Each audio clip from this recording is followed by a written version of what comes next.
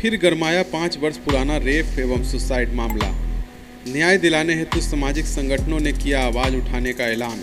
करीब 5 वर्ष पुराने जिला पलवल के चर्चित सीमा रेप एवं सुसाइड कांड की चिंगारी फिर से सुलग गई है। न्याय के लिए परिवार के लोगों ने समाज सेवी संगठनों के साथ कदम से कदम मिलाकर संघर्ष की राह पकड़ ली है। प्रधानमंत्री, राष्ट्रीय महिला आयोग, राष्ट्रीय मानव अधिकार आयोग, हरियाणा मुख्यमंत्री और गृह मंत्री को शिकायत भेजकर आरोपी के खिलाफ कार्रवाई की मांग की गई है।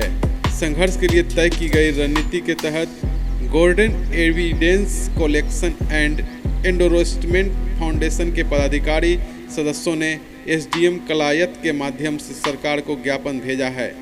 समाज सेवी संस्था पदाधिकारियों कार्यकर्ताओं ने कहा कि मृतका के पति हेमराज ने पड़वल पुलिस प्रशासन पर दोषियों को बचाने के आरोप लगाए हैं। उसने बताया कि रेप पीड़िता ने पुलिस की लापरवाही के कारण ही आत्महत्या की थी, लेकिन पीड़ित को न्याय दिलाने के बजाय परिवार को झूठे मामले में फंसाया गया। इस प्रकार की घटनाएं फिर से सिर न उठाए, इसके मद्देनजर समाजसेवी संगठनों ने न्याय की राह पकड़ने का ऐलान किया है।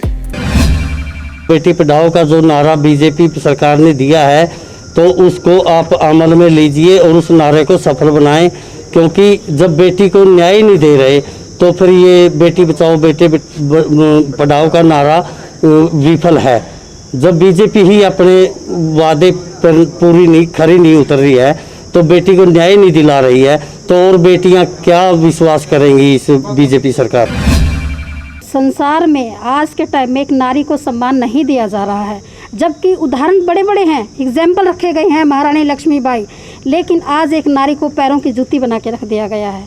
आप खुद समझिए, इतना बड़ा रेप कांड हुआ, अखबारों में सुर्खियों में आई वो लड़की, उसके बावजूद भी उसको फांसी के लगाने के लिए मजबूर होना पड़ा। तो क्या एक पुरुष के समाज में औरत को अधिकार नहीं है?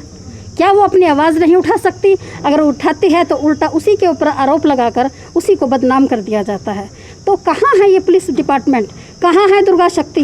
कहाँ है बेटी बचाओ बेटी पढ़ाओ? मुझे नहीं लगता, ये सारे कहीं ना कहीं दफन हो चुके हैं। मेरी पत्नी सीमा का जो रेप और सुसाइड का मैटर चल रहा है, बहुत बहुचर्चित मामला है। पूरे देश में सभी स्टेटों में फैला हुआ है, पूरे इंडिया के अंदर, और सारी मीडिया इतनी मेहनत करती हुई आ रही है इसमें 4-5 साल से, हद से ज़्यादा, लेकिन ना तो हरियाणा सरकार ने सुनी अभी तक, ना नरेंद्र मोदी जी ने सुनी अभी तक।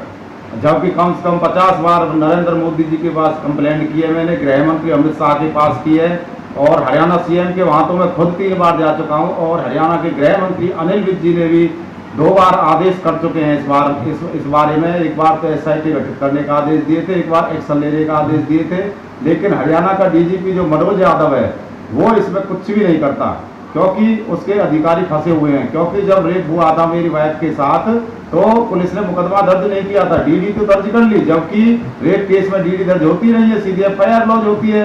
उसके बाद मेरी घरवाली ने, मेरी वाइफ ने सुसाइड कर लिया। जब सुसाइड कर लिया तो पुलिस ने मेरे ऊपर झूठे इल्जाम लगा दिए, मेरे पूरे परिवार पे झूठे इल्जाम लगा दिए अपने आप को बचाने के लिए पुलिस ने, और मेरी घरवाली की मौत की जिम्मेदार ही हरियाणा पुलिस है।